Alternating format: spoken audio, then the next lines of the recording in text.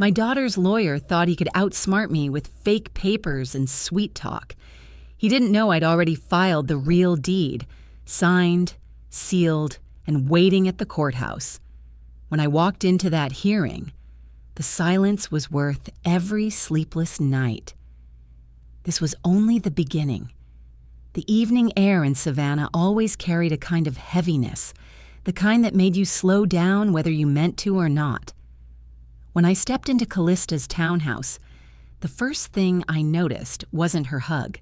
It was the smell of lemon polish on that new reclaimed wood table she loved showing off. Candles flickered like they were trying too hard to be cozy, and every detail screamed curated, not home. I sat down, smoothing the napkin on my lap, the linen thick enough to make a statement. Callista smiled, tight, polite. "Mama, you look tired. Maybe you should have stayed in tonight."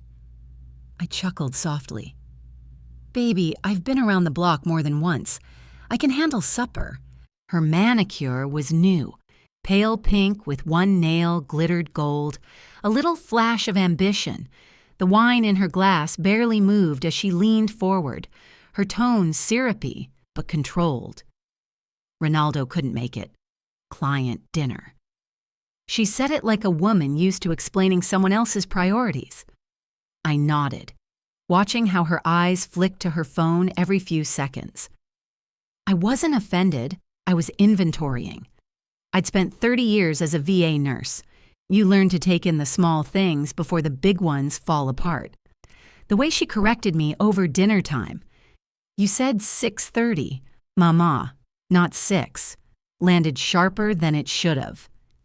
That was Callista's new habit, rewriting memory in real time. I tried to keep things light, asking about Lyric's art project, church choir schedules, even that stray cat that always found its way to her porch. She gave answers too smooth, too rehearsed. Something underneath the calm was coiled. Lyric dashed in, paint still on her fingers. "Grandma, look, it's your porch swing." The drawing made me smile. Those lines, uneven but full of love. "That swing's seen more secrets than most people," I said, tucking the picture into my purse. It wasn't just a sketch, it was history drawn in crayon. Then Callista started her favorite dance, hypotheticals about my house. "Mama, you ever think about downsizing? Those old places drain you. Property tax, maintenance, maybe sell while the market's good." I sipped my sweet tea slowly. "Honey, a house is a promise. You don't break it just because it squeaks." Her phone lit up again, face down. Realtor habit, or a secret she hadn't decided how to tell. I didn't press. Age teaches patience sharper than suspicion. Then came the call. My phone buzzed, vibrating against the table like it wanted to escape. "Annalise?" I answered softly. Her voice came through tight, whispering like she was hiding behind a curtain. "Miss Claiborne, a moving truck's outside your place. Folks are carrying your things like they got a list." The fork slipped from my hand, clinking on the plate. "A truck?" My voice stayed calm, but the air thinned. "Whose crew?" "I don't know. Ma'am. They got clipboards. I think they used a key." That word key hit like thunder behind my ribs. I stood. "Thank you, baby. Step back and stay safe. I'll be there before the rice cools." Callista frowned. "Mama, what's going on?" "Seems someone's moving me out without asking," I said evenly, grabbing my purse. "Sit down," she snapped. "You always overreact. I underreact on purpose," I told her, meeting her eyes just long enough to make her blink. I texted Deputy Maris Vega, plate numbers, address, timestamp. Decades of nursing had taught me the power of paperwork. Lyric tugged my sleeve. "Grandma, are you mad?" "No, sweetheart," I said, kneeling to her height. "I'm just fixing something that isn't right. Hold on to that picture for me. Worse, by the time I reached East Jones Street, the humid night wrapped around me like a warning. Headlights washed over my porch, where tarps and bubble wrap gleamed under streetlight glare. One of my grandmother's rocking chairs was already strapped to a dolly. "Evening, gentlemen," I said, steady. "Who hired you?" The younger mover blinked. "Ma'am, the paperwork says Drayton." That name landed heavy in my throat, but I didn't flinch. "Then you'll want to stop right there." Annalise stood near the curb, filming, hands steady. "No forced entry. Miss Eudora," she said. "Used a key." I nodded once. "Then that's all the proof we need." Somewhere down the block, a siren wailed. Maris was close. The movers froze mid-step, the night suddenly quiet except for the hum of engines and my heartbeat. Calm as a metronome. I pulled my phone up, recording the scene. "You don't need muscles when you've got paper," I murmured, half to myself, half to every woman watching from behind a screen someday. Then a black SUV turned the corner. The headlights swept across my porch, and a silhouette I knew too well stepped out, keys glinting in hand. "Not tonight," I whispered. The key turned in my front door, clean, confident, and wrong. The porch light hummed like it was holding its breath. I stepped out of my car and into the thick Savannah air, that familiar wet warmth wrapping around me like a damp shawl. The ratcheting sound of straps, the low growl of an idling truck. It all felt too organized, too deliberate. Annalise met me halfway up the walkway, whispering, "Miss Eudora." They said they had a key. I didn't see no crowbar. Her voice trembled now, but her eyes stayed sharp. "Good," I said quietly. "That means we'll have proof." I stood on the property line, phone in hand, recording. "This is 722, Mem. Friday," I narrated. "Unlawful removal of personal property from my residence." The younger mover avoided my eyes. "Ma'am, we just followed the work order." "Show it," I said evenly. His clipboard shook as I took in the signature, C. Drayton.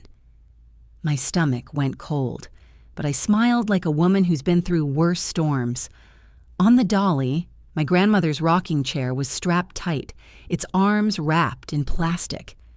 The cedar chest beside it carried decades of letters, birth announcements, condolence cards, promises written in ink that still smelled faintly of lemon oil and thyme.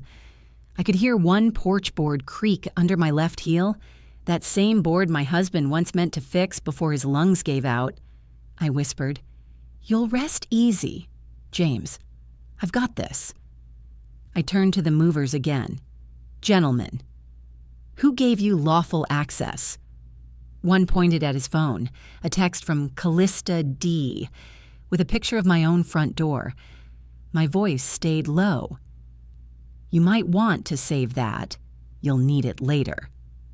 The door clicked open then, smooth as butter. Callista stepped out like she was hosting a showing, her smile polished to perfection. "Mama," she cooed.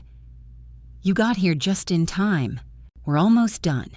Behind her, Ronaldo appeared, holding an accordion file under his arm like a sermon. I stretched out my hand. "Return the key." "Callista." She slipped it into her pocket. "You gave it to me. Remember?" I didn't blink. "No, baby. I gave you trust. You confused it for ownership." Ronaldo cleared his throat, flipping papers. "Ms. Claiborne, there's an agreement here. Occupancy transfer, signed last month." I scanned the top page. My name was misspelled. "Who notarized this?" I asked. "We'll provide that Monday," he said. "Then tonight you provide nothing," I replied. The cruiser's headlights cut through the yard as Deputy Vega arrived. She moved fast, years on the force, a face I'd seen at church fish fries. "Everyone stay put," she said, separating us like a teacher tired of nonsense. I handed her my notes, the video, the mover's contact sheet. Callista laughed softly with the movers, that kind of nervous charm that always hides intent. Ronaldo gestured toward the papers like a man proving a point to a wall. Vega looked over at me. "You got proof of ownership, Miss Claiborne?" "In my glove box," I said. While she reviewed the forms, I turned to Callista. "You may call this a misunderstanding," I said, "but what you're doing is theft wrapped in manners." Callista's smile thinned. "Mama, I was trying to help. You said you were tired." "Tired," I said slowly, "is not the same as surrender." Vega asked the movers to stop loading. The relief on their faces told me everything. They didn't want trouble, just a paycheck. I opened my car door, pulled out the deed copy, and handed it to Vega. She photographed it, logged it, and nodded. "We'll halt this until a supervisor arrives." Callista softened. Voice honeyed. "Mama, come inside. Sit down. You're shaking." I looked her dead in the eye. "That's not fear, baby. That's focus." Ronaldo shifted uncomfortably. "We can handle this privately," he said. "No?" I told him. "We'll handle it legally." I took a slow breath, the kind that fills every corner of your chest before the storm breaks. "If someone holds your key without right," I said quietly, "don't tug. Make them show it on paper." Vega's radio crackled, announcing the supervisor's ETA. A mover tried to slide my rocking chair closer to the truck, but Vega raised a hand. "Not another inch." Callista turned halfway back toward my foyer, that smug half-smile still playing on her lips. "Mama, you're overreacting." I stepped up to the doorway, my heel pressing into the groove carved by years of coming home.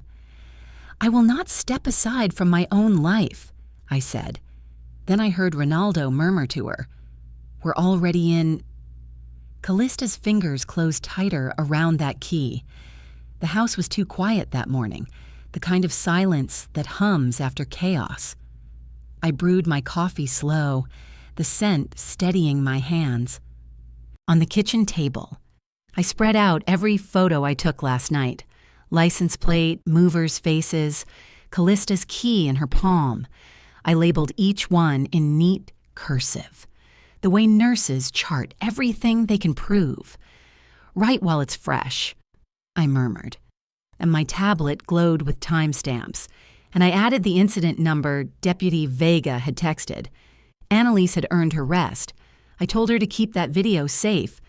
"You don't fight with shouting," I said to myself. "You fight with records." I slipped the deed copy back into my safe and created a manila folder, House Callista.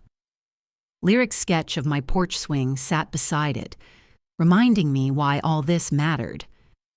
The phone rang mid-sip. Claiborne? Evelyn Doss's voice from Coastal Heritage Bank was calm but quick. "We caught an unusual login. Someone tried to initiate a transfer labeled Occupancy Transition Escrow." My heart didn't race. It clicked. "Did they get through?" "Not yet. I froze it," she said. "Could you confirm there's no co-signer?"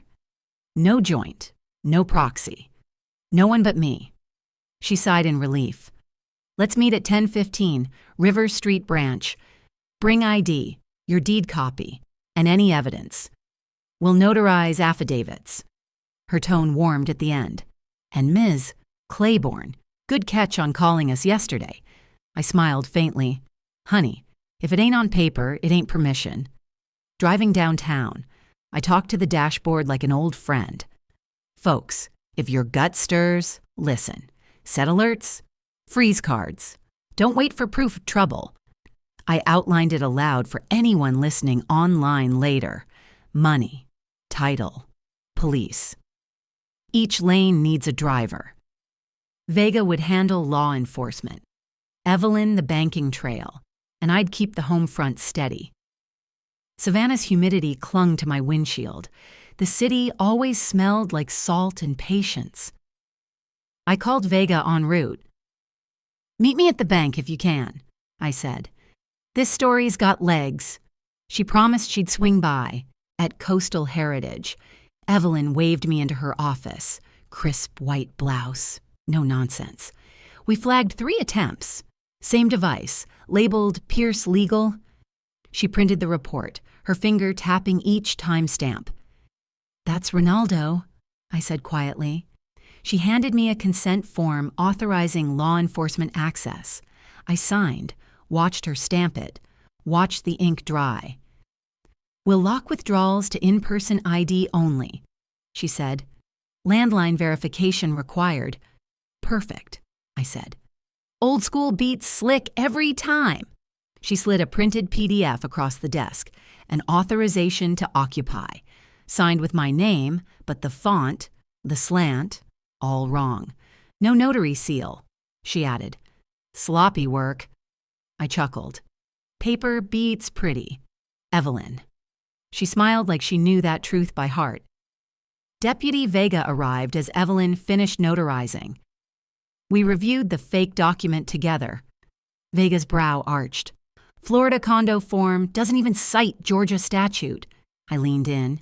"And the deed book number doesn't exist." Vega tapped her notepad. "That's criminal misrepresentation." I pointed to my name, one version misspelled, one corrected. "That's copy-paste, not consent." Vega exhaled. "They built this on sand." She bagged Evelyn's report as evidence, sealing it neat. I said softly, "Don't roar, aim." She nodded. "You're aiming just fine." We stood outside afterward, the morning air tasting like iron and magnolia. "Here's how we move," I said. "You file. She monitors. I verify with the county Monday," Vega added. "Check tax records, too. Predators reroute bills." I smiled. "Already on my list."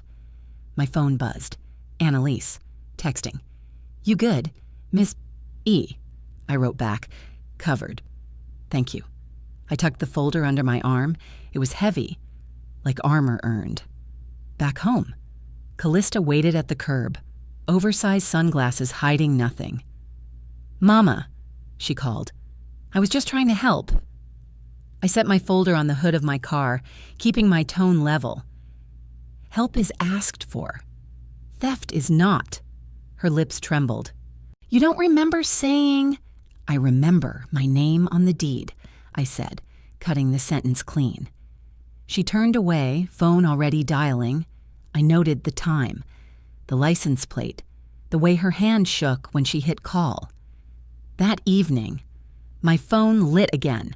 A group text from Reverend Harlow's church list. Sunday testimony, caregiving and transition, guest speaker Callista Drayton. I stared at it, heat rising like a slow tide, then calm. "All right," I whispered. "Let's bring sunlight."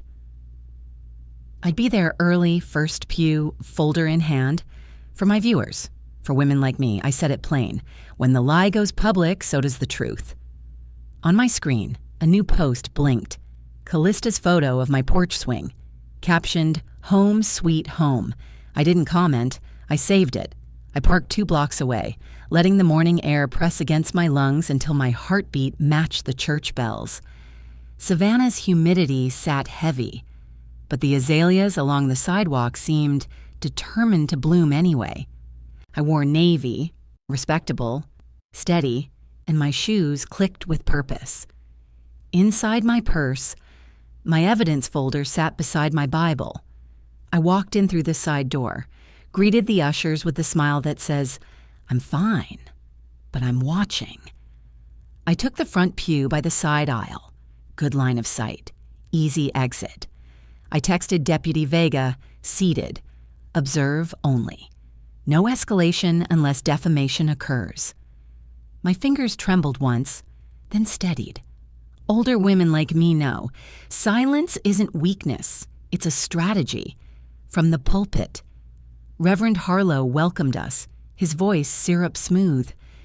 Today we hear a testimony on caregiving, on transitions, on honoring our elders. The phrasing made my stomach tighten. Honoring our elders. Pretty words. Sharp edges. I watched Callista 2 rows up, smiling with practiced warmth, hand over heart like she was auditioning for sainthood. Ronaldo stood near the wall, pretending to check his watch. The Reverend's sermon rolled on. Sometimes love means making tough decisions. I could almost hear Callista inhale like she owned that line. I whispered, barely audible, "Watch adjectives. They tell you where the story leans." Then came the invitation for testimonies. A silver-haired woman from the church mother's circle stood. "Callista told us the house is hers now," she said gently. "Said papers were signed. We just wanted to celebrate." The air changed. Murmurs rippled through the pews. Another voice added, "She said her mama's getting forgetful." Bless her heart. That word, forgetful, struck like a slap. Reverend Harlow turned, smiling at Callista. "Would you like to share, dear?" She stood, smoothed her skirt, and spoke softly. "We're just transitioning Mama to something easier." She agreed. "We're doing what's best for her." I rose, calm as the tide. "Pastor," I said clearly, "is the church comfortable repeating a claim that a recorded deed has been transferred?" The microphone caught every syllable. Gasps followed. Callista froze mid-breath. "I am not here to quarrel," I said. "I'm here to protect the truth." My voice stayed low, deliberate. Reverend Harlow nodded slowly, aware of the legal shadow settling over his sanctuary. "We can speak privately after service," he said. "Yes, we will," I replied. Callista tried to smile, voice honeyed. "Mama, let's not do this here." I met her eyes. "We won't." The Reverend moved into prayer, smoothing tension like oil over water. I bowed my head, not in surrender, but in focus. The record existed now, spoken, public, permanent. In the fellowship hall, the smell of coffee and cinnamon rolls mixed with whispers. I thanked the kitchen ladies first. They notice everything and forget nothing. Two of them pulled me aside. "If you need what we heard written down, we'll do it." I nodded. "Date it, sign it, and keep a copy." I found Reverend Harlow by the coat rack. "Did you see any deed transfer yourself?" I asked. His answer was soft. "No, ma'am. I assumed it was settled." I logged that in my mental ledger. Callista and Ronaldo stood by the lemonade table, whispering, eyes darting like kids caught cheating on a test. I didn't approach. I didn't need to. Lyric found me first. "Grandma," she said, tugging my sleeve, "can you fix my tablet? It says it's full." I followed her to the Sunday school room. On the screen, a thumbnail, a video, showed Callista and Ronaldo in my foyer. Mid-argument, I tapped play.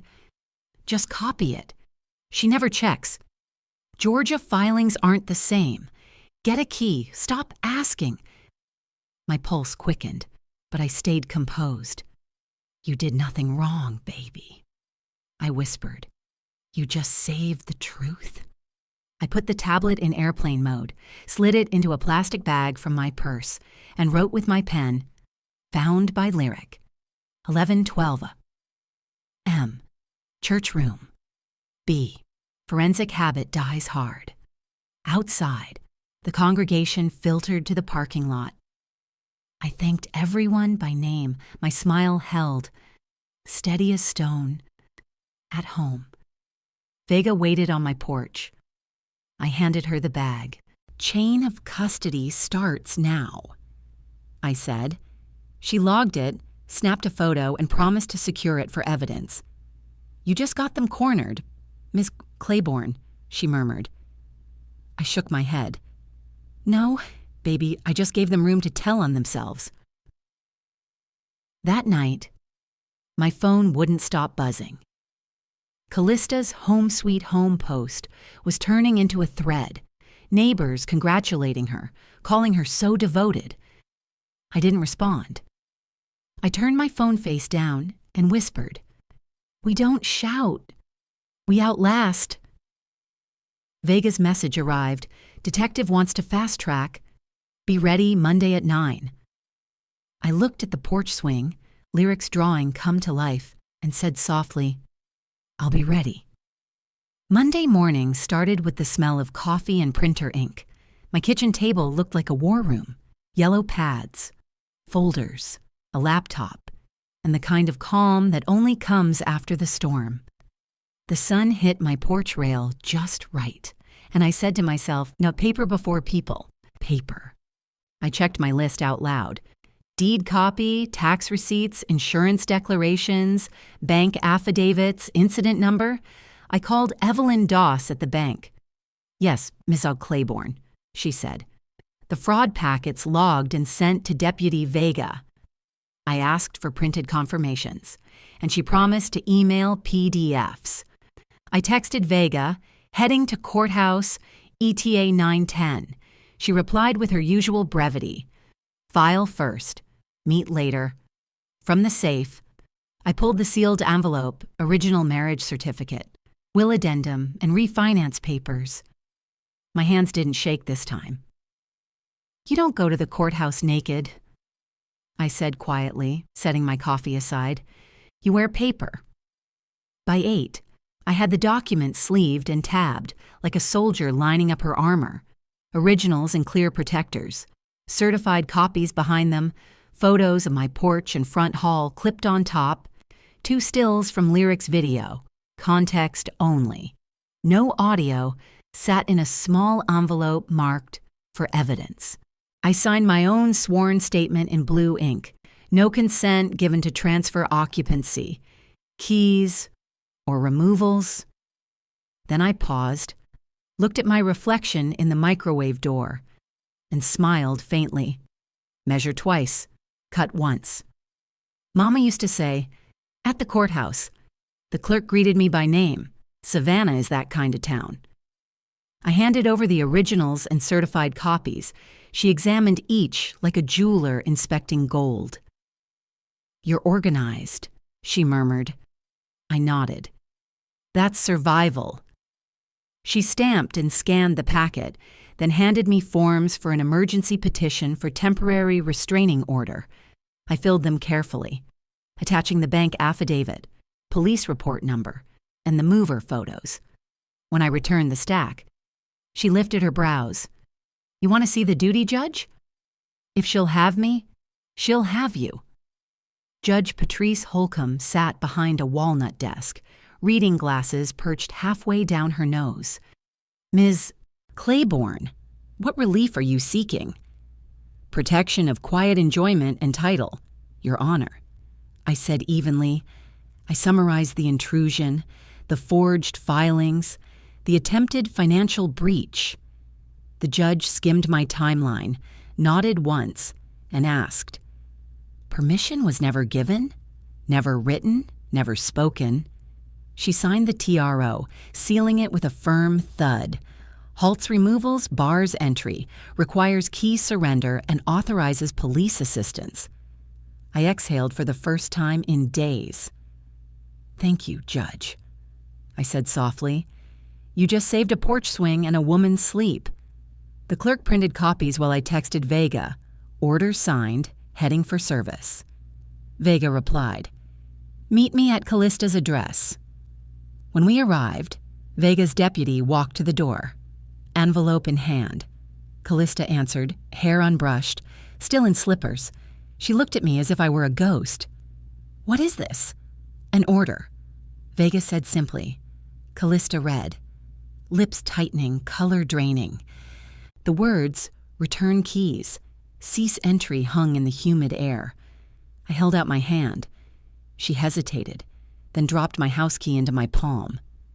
Dignity, I told the camera later, isn't revenge. It's receipts. By lunchtime, Callista had posted a misunderstanding story online. I didn't bite. I took screenshots, noted the timestamps, and archived them. Reverend Harlow texted an apology, said he regretted letting her speak at church. I replied, We're fine. Keep your notes. Ronaldo sent an email suggesting family mediation. I forwarded it to Vega. Every message, I told my viewers, is handwriting on the wall. By afternoon, Vega called again. We traced the device, Pierce Legal. It pinged from Ronaldo's office. I smiled without joy. Then the line is drawn. I filed a locksmith invoice, added it to the insurer's record, and requested a title abstract pull. At 3, Callista's HR department emailed me asking to verify a caregiver leave. I sent them the court order. No words, no commentary. The silence said enough. At 4, I hung my husband's portrait back on the wall. The key rested on its hook again.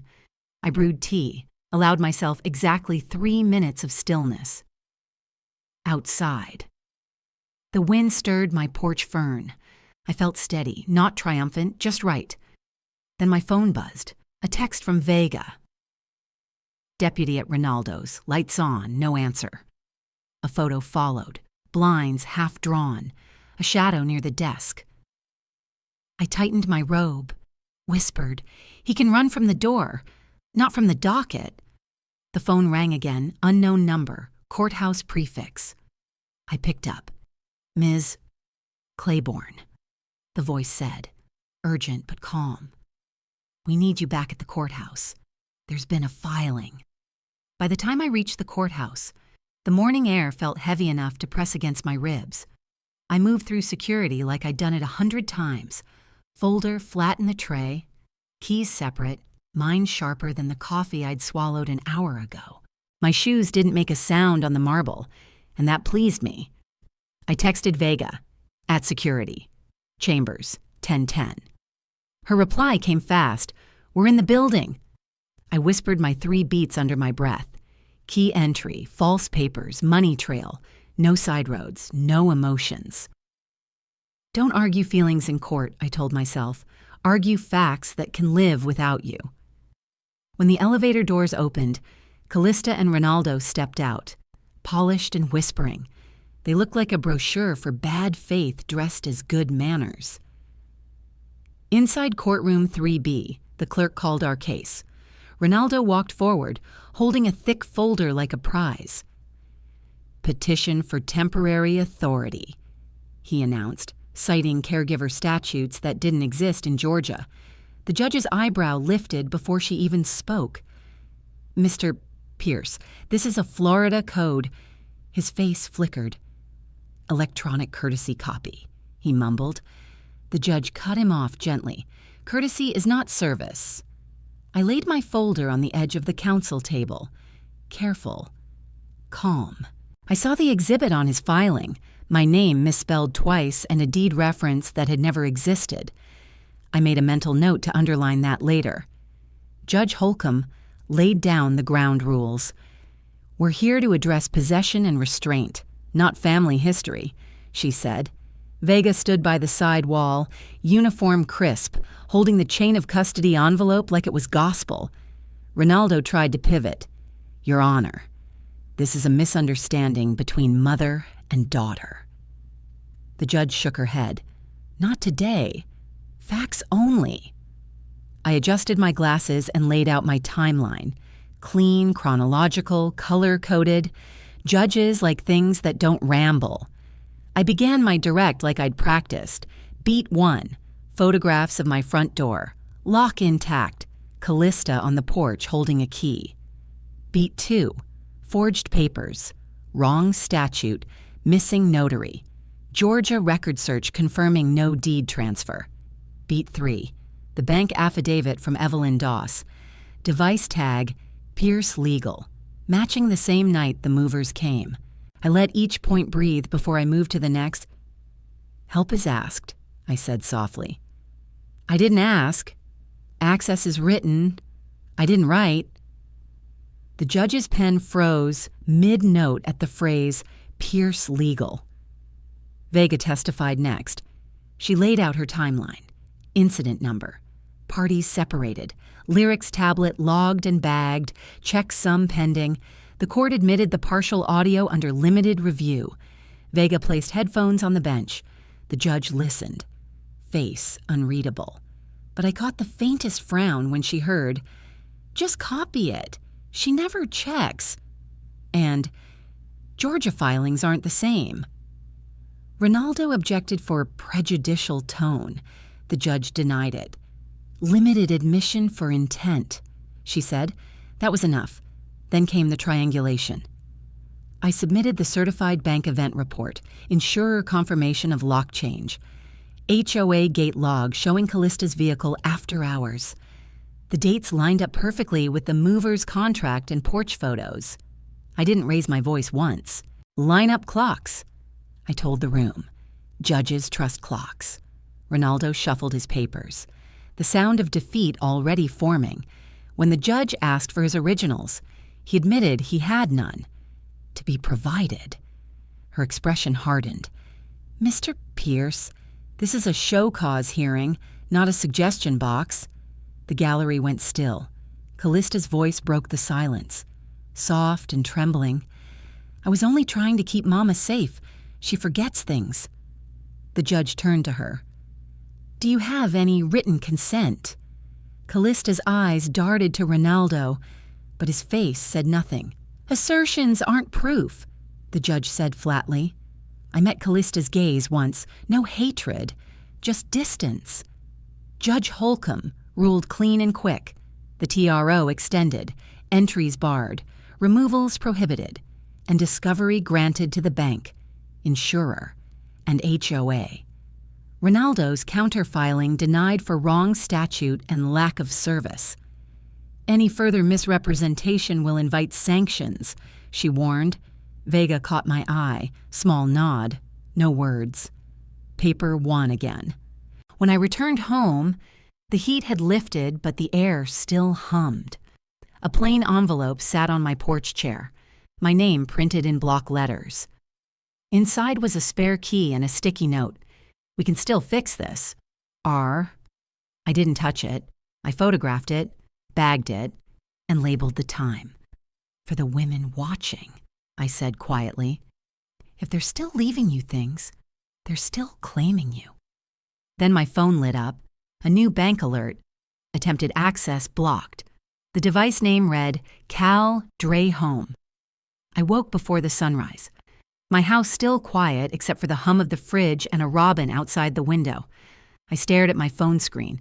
Another alert from the bank. "Cal Dre Home." Same name, new timestamp. I wrote it in my logbook, adding, "Pattern repeat. Tuesday, 6:32 a.m. That phrase steadied me. When you can label chaos, it stops being chaos. I took my morning meds, stirred oatmeal, and whispered my rule out loud. Eat, then fight. With the spoon still in hand, I dialed Evelyn at Coastal Heritage. "Any more movement?" I asked. "Just the same flagged IP," she said. "We'll print the metadata." I thanked her, then texted Vega the photo of the porch envelope and asked if she could lift prints from a sticky note. "We'll process it today," she replied. My priorities for the day were clear: lock down accounts, hand evidence to detectives, and make sure Lyric stayed untouched by this storm. By mid-morning, I was at the detective bureau, folder in hand. Vega and 2 investigators waited by the conference table. I laid everything out, bank alert screenshots, the envelope, the social posts Callista had left up like trophies. "We'll subpoena the device owners," one detective said. "Pierce Legal and Cal Dre Home." Vega nodded, adding, "We'll also pull HOA footage. It'll show comings and goings around your gate." I asked about updating the TRO. "Can we add no contact by intermediaries?" They agreed. For my online audience later, I'd say, "You can't out-yell a timestamp." I left with a receipt slip and the kind of quiet satisfaction that only paper can give. Back home, I turned my focus to Ronaldo's profession. The bar's intake line picked up on the second ring. "I'd like to understand your process for reporting misuse of legal documents," I said. Calm and precise. The intake officer listened as I listed facts, wrong jurisdiction filings, the device trace from the bank, the note signed R. She assured me an inquiry would open within days and that interim measures might apply if a client was at risk. I followed with an email to the Attorney General's Elder Protection Unit, attaching my affidavit and bank statement. I'll cross-file with Vega, I told myself, labeling the folder tab Regulatory. Experience teaches that paperwork is both shield and sword. Just after lunch, my phone blinked with a new voicemail from Callista's HR department. They wanted to verify caregiving documentation. My stomach sank, but my tone didn't. I called back, providing only what was public, TRO order court minute excerpts. No commentary. We'll review under FMLA ethics policy, the HR rep said. By afternoon, an email confirmed Callista's administrative leave pending investigation. I printed and filed it under S-15, employment. Consequences aren't revenge, I murmured. They're gravity. The school counselor called around 3. Lyric had looked withdrawn. She said, I authorized coordination with Vega, then met a legal aid attorney to draft a simple grandparent affidavit, non-adversarial, just a safety net. I packed a small comfort kit for Lyric, bus pass, spare key, contact card. When I zipped the bag, I whispered, You protect the child's normal. On the porch swing, the afternoon air smelled of gardenia and rain. My house felt alive again, steady, alert. At the church office, Reverend Harlow handed me 3 typed statements from women who'd heard Callista's papers signed claim. They wanted you to have this, he said. His eyes were soft but tired. I thanked him and refused a public statement. We don't need another sermon, I said. Just truth on paper. For my viewers, I'd phrase it simpler. A rumor tastes sweet, but a retraction saves souls. Just before dusk, my phone rang. Callista. I let it roll to voicemail, then returned the call with Vega on speaker. Her voice broke through static, weeping and angry all at once. You've turned everyone against me. HR's calling, the church. I cut in gently. I can't fix what I didn't break. She shifted to guilt. You're poisoning Lyric. I stayed even. No, I'm protecting her peace. I offered one path, counseling, compliance, silence. We ended politely, but finally. Vega logged the timestamp. An hour later, a call from Child Services. They wanted a welfare check, routine, given the case's visibility. The caseworker visited, noted the clean kitchen, Lyric's photos on the fridge, and my binder system. Strong structure, she said, no coercion. I smiled. Structure is what saves people like us. Then came an email from HR. Callista's leave suspended pending evidence review, with a note citing elder protection concerns. I didn't gloat. I simply closed the laptop and brewed tea. Before bed, I updated each binder, S14, S15, bank, church. Vega texted, partial prints. Possibly useful if Ronaldo's on file. I scheduled a smart lock installation for morning. Paper plus pixels, I told myself, smiling. Then came the final ping, State Bar acknowledgement. Ronaldo had 10 days to respond to my complaint. I whispered into the quiet house. Tomorrow, we begin Chapter 8. Wednesday morning light spilled through the blinds like calm after a hurricane. I sat at the kitchen table with my folders lined up. S14, bar, AG. S15, employment. Devices. Photos. I whispered the same mantra I'd used since this began. Paper first, feelings second. My mind was clear. Movements deliberate. I checked my notes, called Evelyn at the bank, and confirmed the security engineer would testify by Zoom.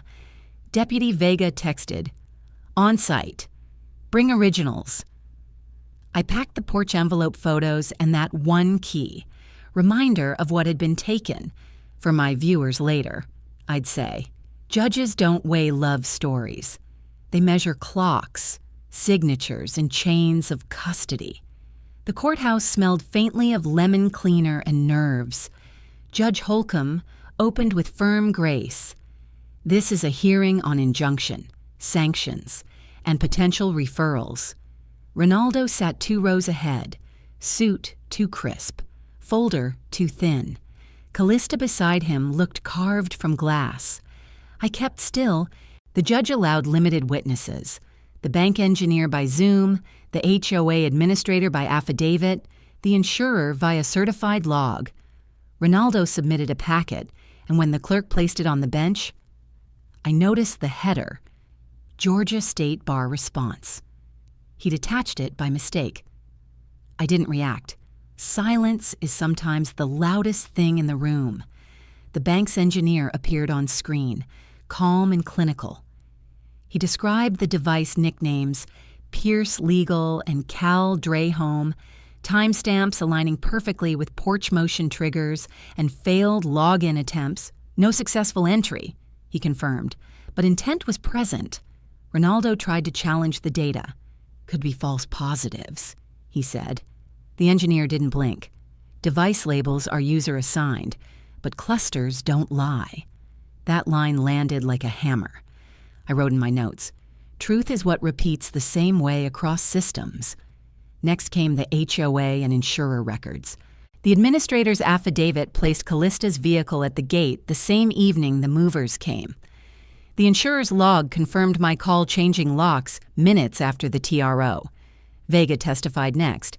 Body camera stills displayed. Callista handing over my key. Face pale, jaw tight. The judge asked once more, any written consent from Ms. Claiborne?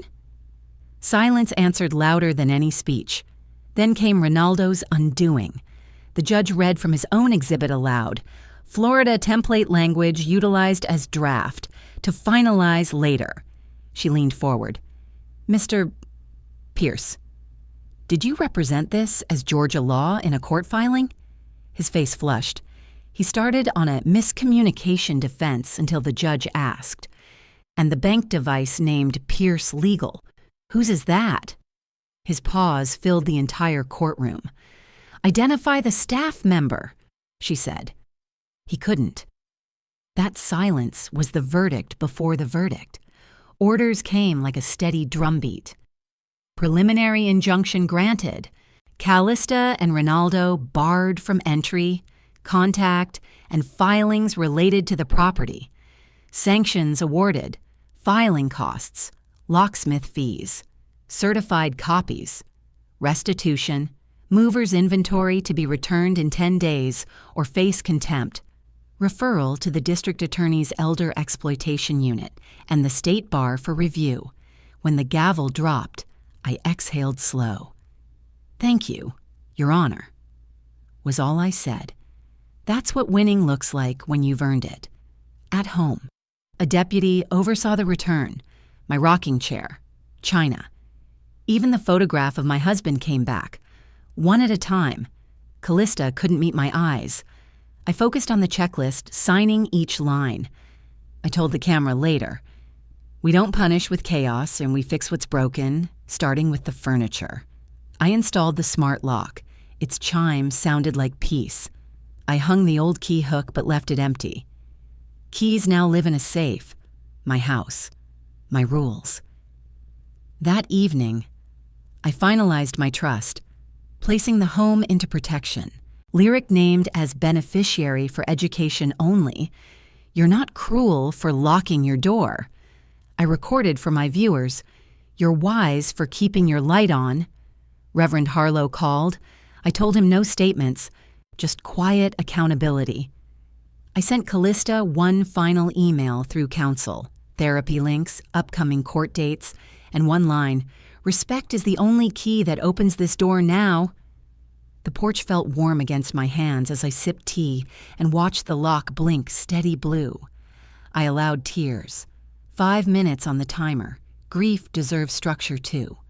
When the timer chimed, I smiled. Justice. When done right. Doesn't shout. It hums like a tuned engine.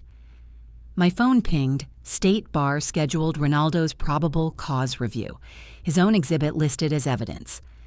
HR confirmed Callista's leave continued with counseling offered. Evelyn texted, "Bank throttles active for a year. Any attempt flags. I placed the judge's order beneath the family photo in the hall. Moments later, certified mail slid under my door. Return address, district attorney, elder exploitation unit. I picked it up, held it like closure, and whispered, "Round 2 belongs to the law." As I sealed the last folder, the porch light flickered twice. Once, then again, like a signal. My phone buzzed, "Urgent new development in your case." The sender wasn't Vega, not the court. I stared at the screen. Breath held. Who else knew my number, and what did they want now?